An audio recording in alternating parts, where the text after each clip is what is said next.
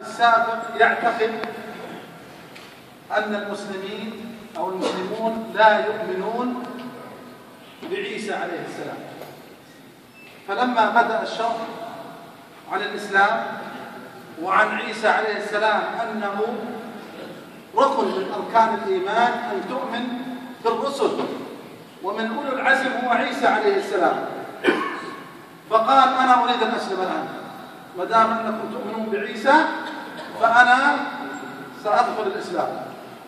نطق الشهادة قبل قليل في المكتب، وسينطقها أمامكم مرة أخرى، لأن النطق الشهادة أمام هذا الملأ المبارك له وضعه على قلبه وتثبيت له على هذا الدين، أنه يرى مجموعة كبيرة من جنسيات وألوان ولغات مختلفة يهنئونه بدخوله في هذا الدين. وهذه اللحظات من أعظم اللحظات في حياته، عندما يرى الإخوان يهنئونه على الإسلام يشعر بالأخوة الصادقة بين أفراد المجتمع المسلم. تفضل يا شيخ وليد. تفضل. أشهد أن لا إله إلا الله وأشهد أن محمد رسول الله. ما شاء الله، ما شاء الله. الله أكبر. ما تسليم اليوم. وين اللي تكبير؟ نوم है, दिमाग खराब है. सलाम लगे हैं, नहीं मन लगे हैं, बिल्कुल खराब है. सलमान लगे. इसके साथ सलाम हमसे के लिए मतलब तरकीब हो जाएगा.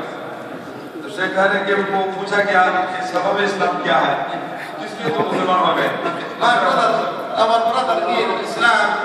Our brother in Islam, before he thinks that the Muslim, they don't believe Jesus Christ.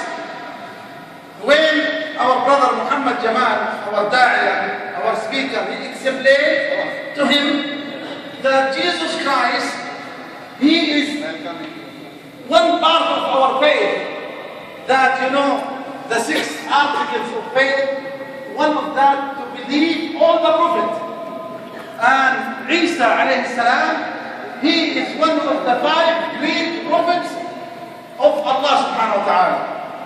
Noah, Ibrahim, وموسى, وعيسى, ومحمد.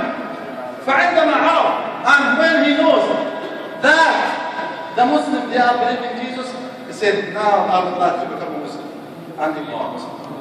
कह रहे हैं उनका इस्लाम कबूल करने का सबब ये है कि वो जानता था कि ईसा इस्लाम के बारे में मुसलमान लोग अपनी अकीदा ईमान नहीं है. जब उसको ये मालूम हो गया कि मुसलमान लोग इन पर ईमान लाते हैं और इसको ईमान के जो 6 अरकान है, इन अरकान में से एक में शुमार करते हैं कि नबी अलैहिस्सलाम और रसूल जितने हैं तमाम अंबिया और रसूलों को ईमान लाना, बल्कि 5 अंबिया अलैहिस्सलाम है उल आज़म के रसूल, इनमें एक है ईसा अलैहिस्सलाम. कहा कि आप लोग इनके बारे में ये तसव्वुर रखते हैं तो मुझे मालूम पड़ गया कि ये दीन इस्लाम दिन सही है, मुझे अभी इस्लाम कबूल कर लेना. अल्लाह. तो इसमें क्या हमें मिलता है कि लोगों ने इस्लाम के मुताबिक बहुत सारे शुबहात अपना लोगों को इसी तरह रखने के लिए गुमराही के अंदर और अंजीर में रखने के लिए खड़ा कर दिया है. हमें चाहिए तो जो है रद्द करे और इसका वजाहत करे. कभी कभी देखेंगे एक शुबहा का इजाला एक बंदा का इस्लाम में दाखिल होने का सबब बन सकता है. तो इसलिए दावती काम पे हिम्मत करना, कदम बढ़ाना, ऐसा नहीं